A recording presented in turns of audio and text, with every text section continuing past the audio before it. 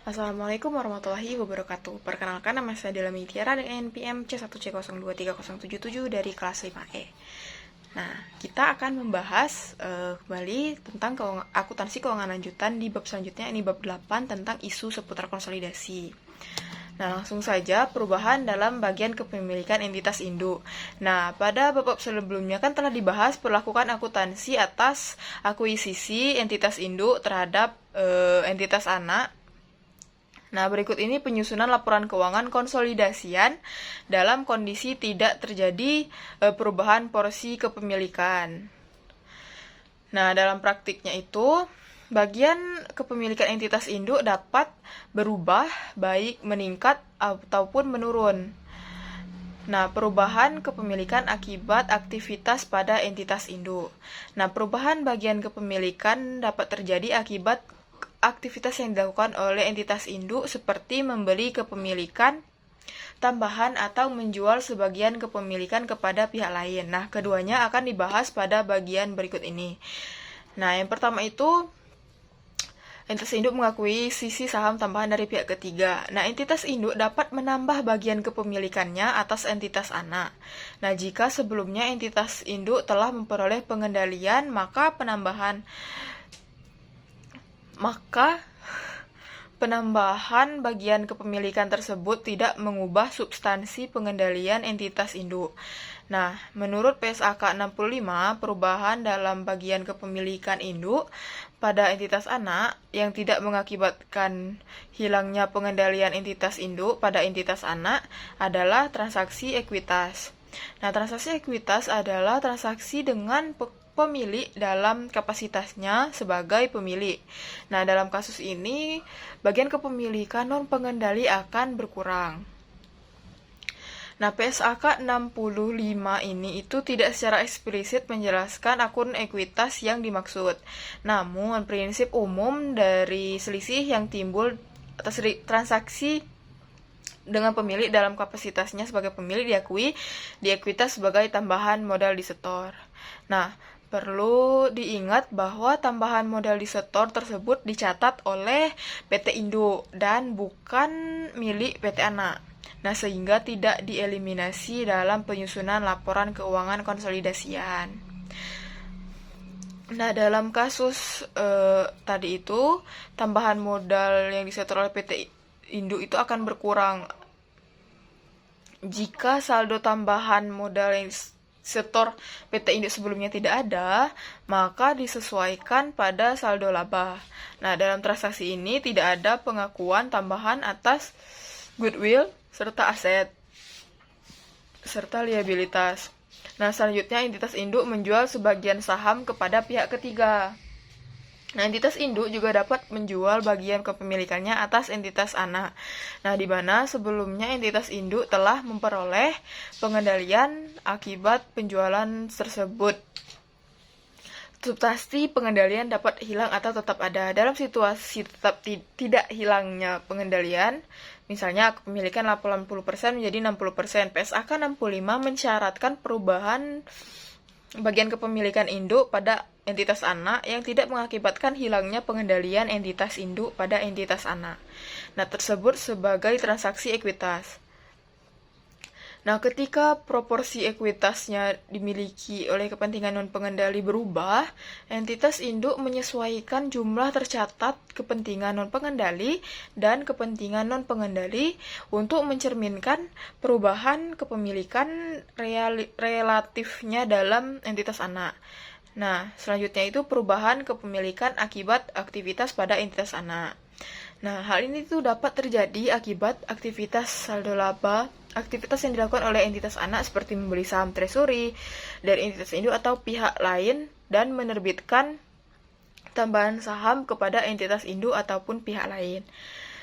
Nah, jika tambahan saham tersebut dibeli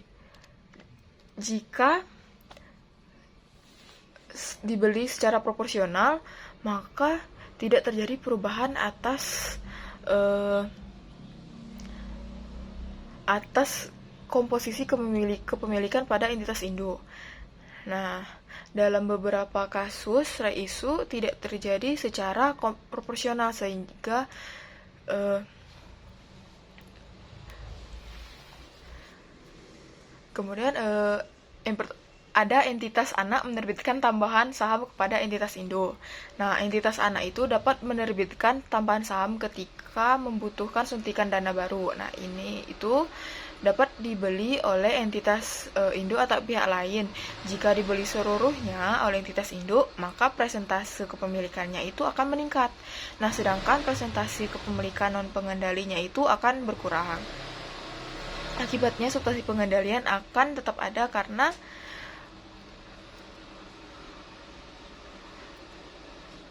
peningkatan kepemilikan entitas induk. Nah, dalam situasi tidak hilangnya pengendalian,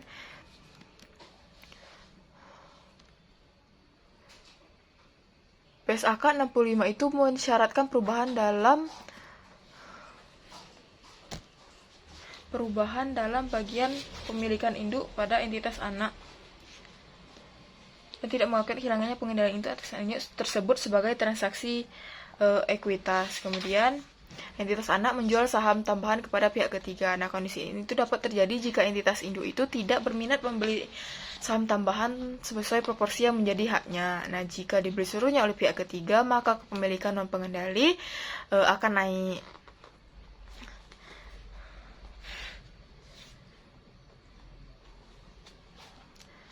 Nah, selanjutnya itu entitas anak membeli saham treasury dari entitas induk. Nah, entitas anak itu dapat membeli saham treasury dengan alasan tertentu. Nah, jika dibeli seluruhnya pada entitas induk, maka presentasi kepemilikan non pengendali itu akan naik. Nah, akibat pembelian tersebut itu substansi pengendaliannya itu dapat tetap ada atau hilang karena turunnya kepemilikan entitas induk. Nah, dalam situasi tidak hilangnya pengendalian, PSAK 65 itu mensyaratkan perubahan dalam bagian kepemilikan induk pada entitas anak sebagai transaksi ekuitas. Nah, kemudian ada entitas anak membeli saham treasury dari pihak ketiga. Nah, saham treasury dapat dibeli dari pihak ketiga. Nah, jika dibeli seluruhnya dari pihak ketiga, maka persentase kepemilikan entitas induk itu akan naik, sedangkan persentase non pengendaliannya itu akan turun. Nah, akibatnya substansi pengendalian tetap akan meningkat karena meningkatnya kepemilikan entitas induk. Kemudian materi selanjutnya akuisisi pada periode interim. Nah, perlakuan akuntansinya pada PSAK 65 menyatakan bahwa entitas induk memasukkan penghasilan dan beban entitas anak dalam laporan keuangan konsolidasi mulai dari diperolehnya pengendali sampai dengan tanggal ketika entitas kehilangan pengendali atas entitas anak. Nah, dividen yang dibagikan oleh entitas anak sebuah akuisisi akan mempengaruhi nilai ekuitas pada tanggal akuisisi. Nah, nilai ekuitas entitas anak pada tanggal akuisisi diperlukan untuk perhitungan goodwill dan alokasi neto teridentifikasi. Nah, contoh akuisisi pada periode interim itu ada di halaman 294. Nah, PT Induk itu mengakui sisi 80% kepemilikan atas saham PT Anak pada tanggal 1 April 2020 senilai 600 juta berdasarkan laporan keuangan PT Anak per 31 Desember 2014. Komposisi ekuitas terdiri dari saham biasa dan saldo laba masing-masing sebesar 500 juta dan 200 juta. Hasil operasi dan dividen yang dibagikan oleh PT Anak selama tahun 2020 ini adalah, nah, ada tabel itu di halaman 294. Nah, pada saat akuisisi seluruh nilai tercatat dan nilai balance PT Anak sama dengan nilai wajar kecuali mesin yang nilai wajarnya lebih tinggi sebesar 10 juta. Nah, mesin memiliki susah umur ekonomi selama 5 tahun. Nilai wajar kepentingan non pengendalian saat pengendalian akuisisi adalah 150 juta. Jika akuisisi dilakukan pada tanggal 1 April 2020, itu pada periode interim, maka perhitungan goodwill juga dilakukan berdasarkan nilai ekuitas tanggal akuisisi, yaitu 1 April 2020. Untuk itu, perlu dihitung nilai ekuitas pada tanggal 1 April 2020, yaitu ekuitas per 1 Januari ditambah laba prakuisisi dan dikurang dividen prakuisisi, sehingga hasilnya itu ada ekuitas 1 April itu 705 juta. Nah, kemudian perhitungan goodwill pada saat akuisisi. Nah, biaya perolehan ditambah nilai wajar non pengendalinya itu ada 750 juta. Kemudian nilai tercatat ekuitas saat akuisisinya itu ada 705 juta juga. Nah, selisihnya itu ada biaya perolehan dan nilai wajar non pengendalinya itu 750 juta. Nah, nilai tercatat ekuitas saat akuisisi itu 705 juta. Nah, selisihnya itu ada 45 juta. Nah, alokasinya itu amortisasi per tahunnya itu mesin itu 10 juta jadi 2 juta. Kemudian goodwill 35 juta. Nah, kemudian ada perhitungan jurnal eliminasi untuk ekuitas itu di tabel 8.15 di halaman 295. Pendapatan beban dan dividen PT Anak Prakuisisi itu dijabarkan dan dihitung pengaruhnya terhadap saldo laba tanggal akuisisi. Nah, penjabaran tersebut disesuaikan dengan beberapa banyak akun-akun pendapatan dan beban yang ada.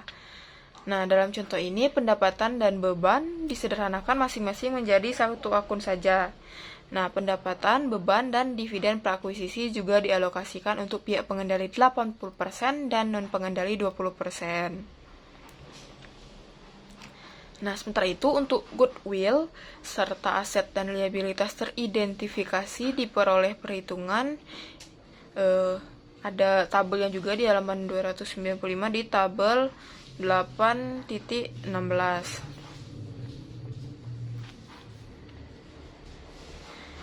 Nah, itu tuh perhitungan jurnal eliminasi untuk goodwill serta aset dan liabilitas. Nah, tabel itu saldo akhir goodwill itu serta aset dan liabilitas teridentifikasi itu dihitung setelah mempertimbangkan amortisasi. Nah, jika ada. Nah, perlu diingat bahwa diakuisisi dilakukan tanggal 1 April, sehingga amortisasi juga dilakukan selama 9 bulan saja. Nah, amortisasi atas alokasi terhadap mesin yang seharusnya 2 juta per tahun, maka pada tahun akuisisi hanya diakui 9/12 saja, yaitu 1.500.000. Nah, untuk tahun selanjutnya itu akan diamortisasi penuh sebesar 2 juta. Kemudian jurnal eliminasi. Nah, dalam proses konsolidasi laporan keuangan, entitas induk mendapatkan laporan keuangan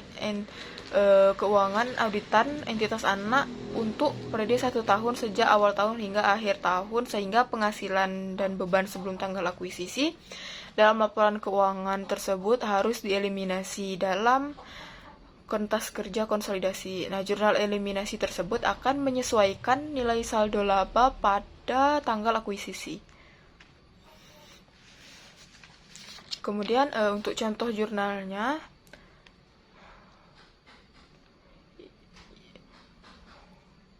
nah itu untuk mengeliminasi laba dari dividen PT Anak Prakuisisi, yakni pendapatan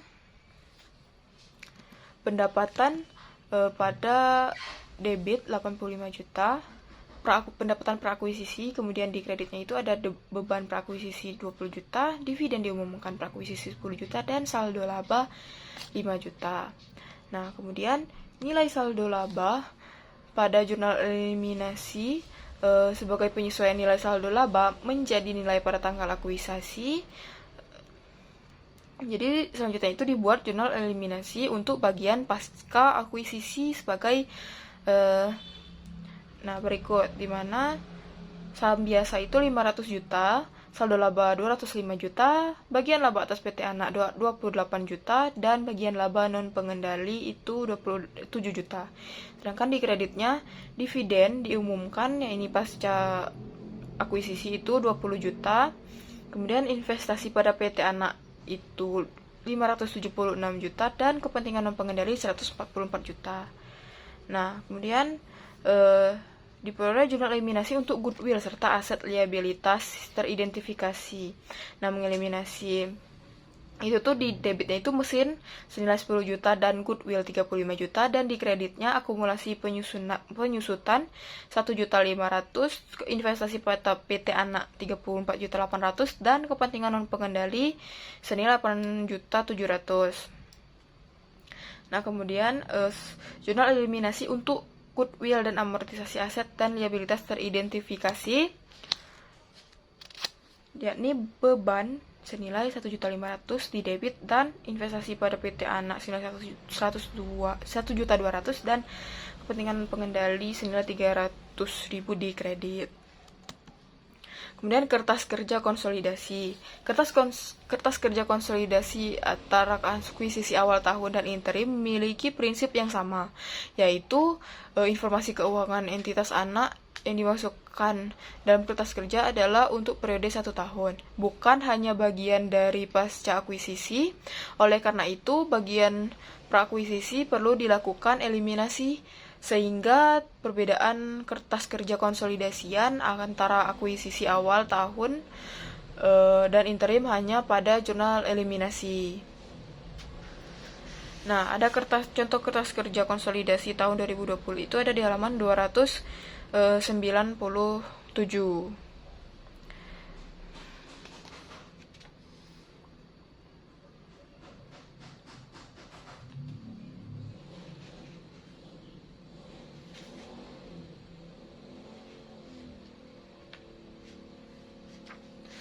Nah,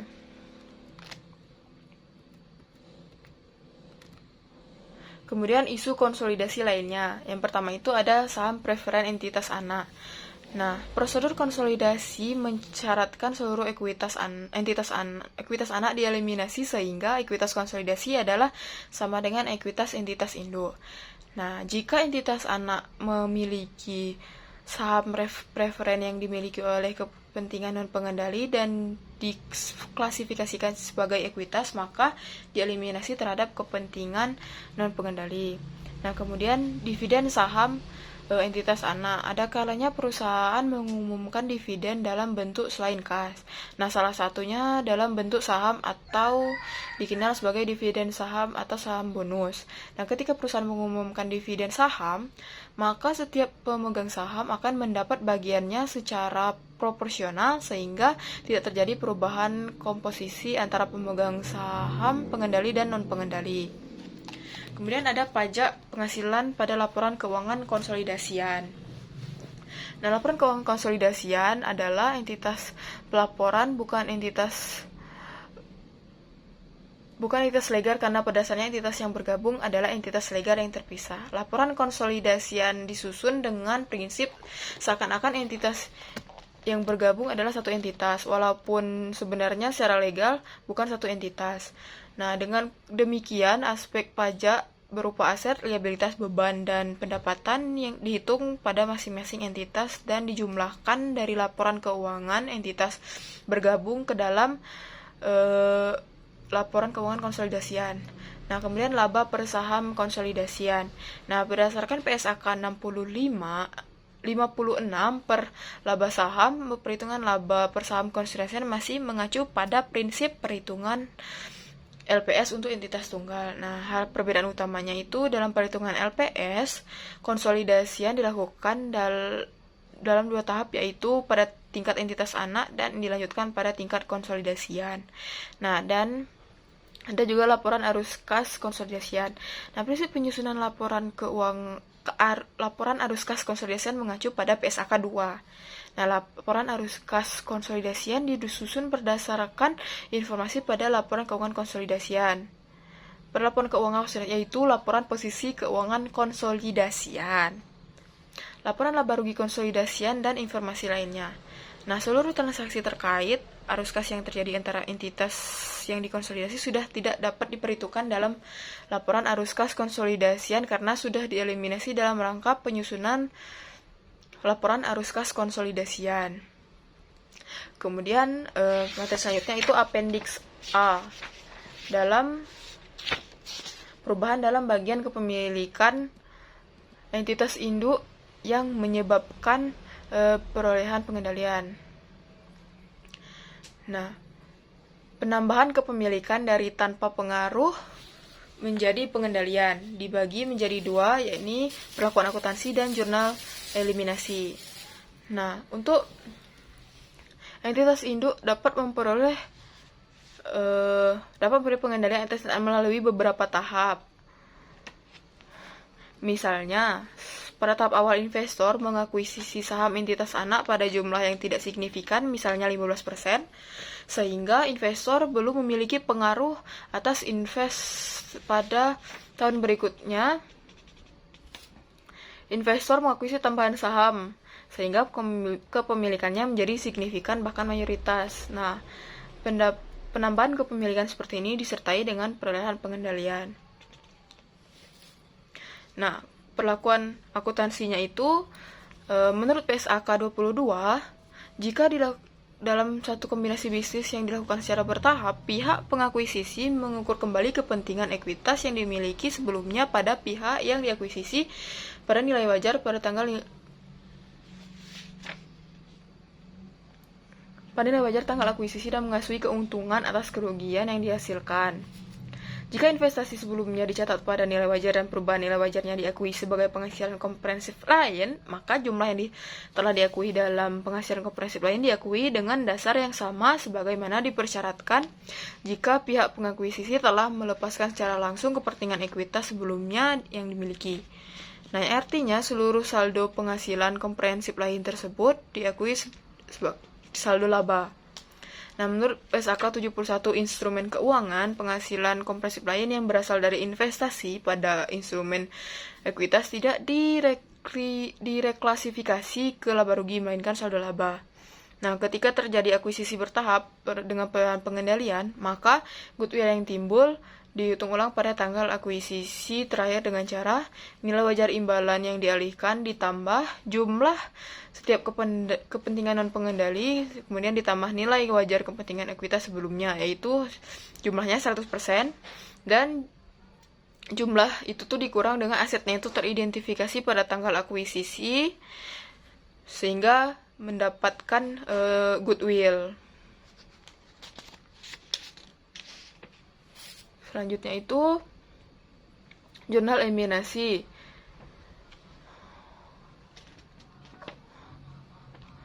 Nah, untuk membuat jurnal eliminasi, maka sebaiknya terlebih dahulu dihitung saldo investasi pada tanggal laporan keuangan konsolidasian per 31 Desember 2020 sebagai berikut. Yang pertama itu investasi awal itu 20%, 140 juta, penyesuaian nilai wajar 6 juta, penambahan 40%, 300 juta, selisih pengukuran kembali 20%, 40 juta, serta investasi akhir 60%, 450 juta dari hasil penjumlahan tadi. Nah, nilai akhir kepentingan non pengendali adalah nilai pada tanggal laporan keuangan. Oleh karena akuisisi tambahan terjadi pada tanggal 31 Desember 2020, maka nilainya sama dengan nilai wajarnya pada saat tanggal akuisisi, yakni 300 juta rupiah. Sampai dengan perolehan kembali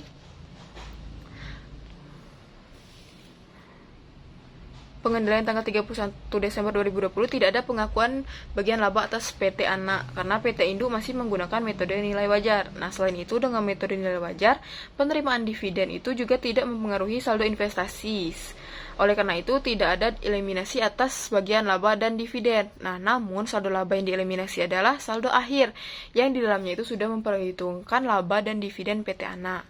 Nah, berdasarkan penjelasan itu, ada jurnal eliminasi yang diperlukan. Nah, yakni saham biasa, di debit itu ada saham biasa 500 juta, saldo laba 220 juta, dan goodwill 30 juta di debit. Nah, sedangkan di kreditnya itu investasi pada PT Anak 450 juta dan kepentingan non pengendali 300 juta di kredit.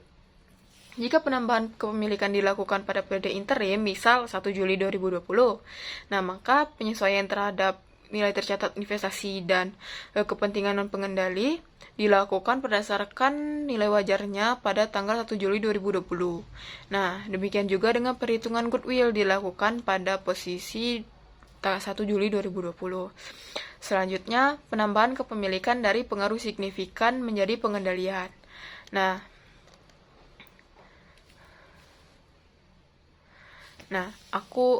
akuisisi bertahap juga dapat terjadi ketika entitas induk awalnya memiliki pengaruh signifikan dan mengakuisisi tambahan kepemilikan sehingga memperoleh pengendalian.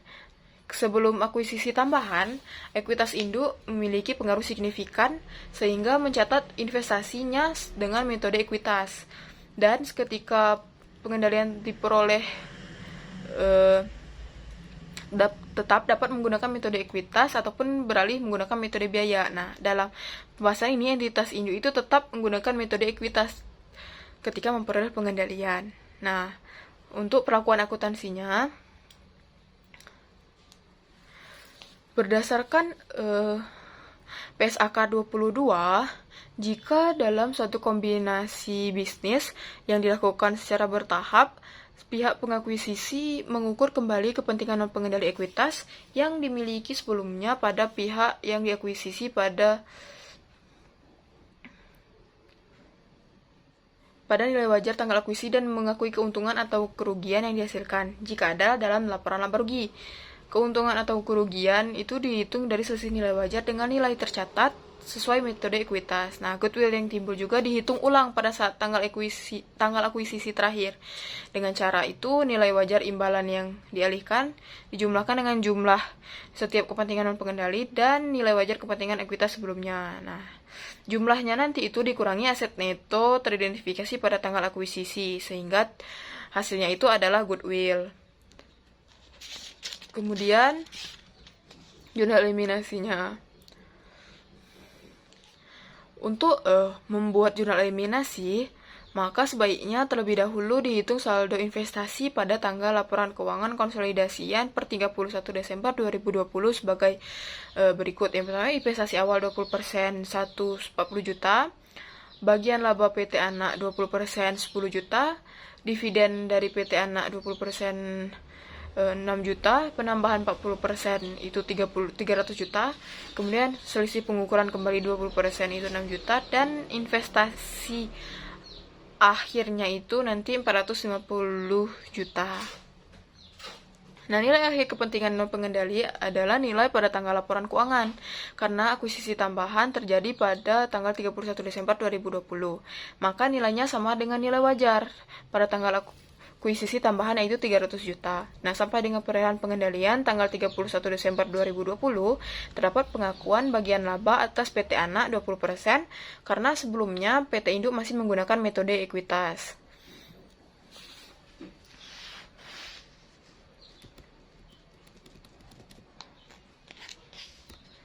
Kemudian Appendix B, ini perubahan dalam bagian kepemilikan entitas induk yang menyebabkan hilangnya pengendalian. Nah, berkurangnya kepemilikan dari pengendalian menjadi tanpa pengaruh. Nah, entitas induk itu dapat kehilangan pengendalian atas entitas anak dengan beberapa sebab. Salah satunya penjualan kepemilikannya itu atas entitas anak. Misal, investor memiliki mayoritas saham entitas anak senilai 85%. Nah, sehingga investor memiliki pengendalian atas investasi itu. Nah, selanjutnya investor itu menjual sebagian sahamnya pada investasi sehingga kehilangan pengendaliannya. menjadi 20%. Nah, pelepasan kepemilikan seperti ini disertai dengan hilangnya pengendalian. Nah, perlakuan akuntansinya, jika penjualan atas kepemilikan PT Induk menyebabkan hilangnya pengendalian, maka tidak diterapkan sebagai transaksi ekuitas. Nah, menurut PSAK 65, jika entitas induk kehilangan pengendalian atas entitas anak, maka entitas induk menggantikan pengakuan aset termasuk setiap goodwill dan liabilitas entitas anak pada jumlah tercatatnya pengendalian hilang dan mengakui setiap sisa investasi pada entitas anak terdahulu pada nilai wajarnya pada tanggal hilangnya pengendalian. Nah, entitas induk juga mengakui perbedaan apapun yang dihasilkan sebagai keuntungan atau kerugian dalam laba rugi yang diatribusikan kepada entitas induk.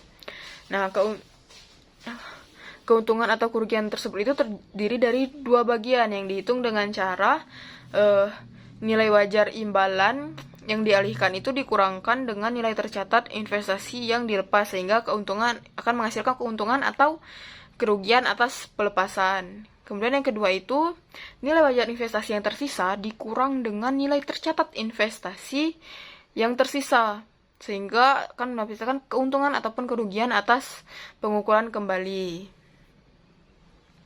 Nah, antara dua itu tadi itu dijumlahkan, maka akan menghasilkan keuntungan ataupun kerugian.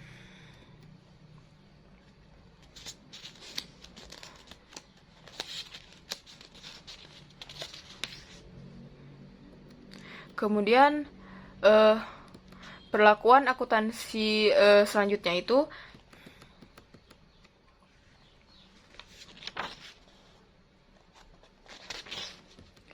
jika dengan sisa investasi pada yang ada PT Induk kehilangan pengendalian dan tidak memiliki pengaruh signifikan, maka selanjutnya investasi dicatat dengan metode nilai wajar sesuai PSAK 71, yaitu instrumen keuangan. Nah, nilai wajar sisa investasinya itu 150 juta akan menjadi biaya perolehan baru sesuai PSAK 71. Nah, jika penjualan atas sebagian kepemilikan dilakukan pada periode interim, yaitu misal 1 Juli 2020, maka keuntungan ataupun kerugiannya itu dihitung berdasarkan nilai tercatat dan nilai wajar pada tanggal 1 Juli 2020. Nah, baiklah, hanya itu saja yang dapat saya sampaikan. Lebih dan kurangnya saya mohon maaf. Saya akhiri. Wassalamualaikum warahmatullahi wabarakatuh.